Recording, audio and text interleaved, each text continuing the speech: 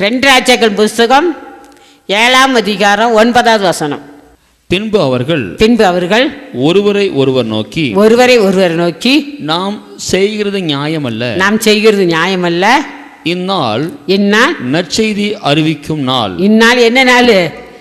நற்செய்தியை அறிவிக்கும் நாள். நாம் மௌனமாய் இருந்து பொழுது விடிய மட்டும் காத்திருந்தால் குற்றம் நம்மேல் சுமரும். பார்த்தீங்களா, குற்றம் நம்மேல சுமரும். இது நற்செய்தி அறிவிக்கும் நாள். கடைசி வினாடியில் இருக்காருமையானவர்களே.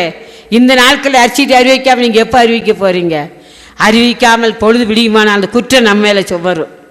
ஆண்டவராக இயேசுக்கு வந்த அப்புறம் நான் சொல்லலையான்னு சொல்லி கலங்குனீங்கன்னா பிரயோஜனமே கிடையாது. இந்த ரட்சணை நாள் நற்செய்தி எல்லாருக்கும் சொல்ல வேண்டும். ஹல்லேலூயா, ஹல்லேலூயா. நம்ம வெட்கப்பட்டிருந்தீங்கன்னா கர்த்தர் ஒரு நாள் வரும்போது நம்மளை பட்டு அவர் வெட்கப்படுவார்.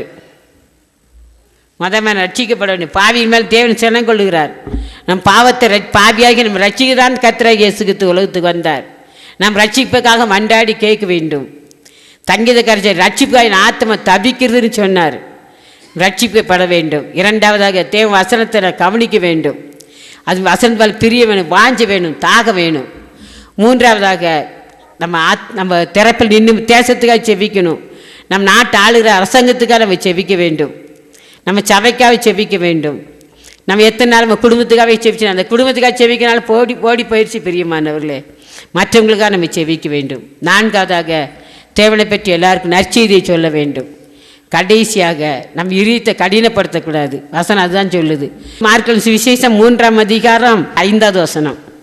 அவர்களுடைய இருதய கடினத்தின் நிமித்தம் அவர் விசனப்பட்டு கோபத்துடனே சுற்றிலும் இருந்தவர்களை பார்த்து கோபத்துடன் என்ன செஞ்சாராம்? சுற்றிலும் இருந்த இருதயத்தை கடினப்படுத்திக்கிட்டே இருப்போமானா கர்த்தருடைய கோபம் நம்ம மேலே வரும்.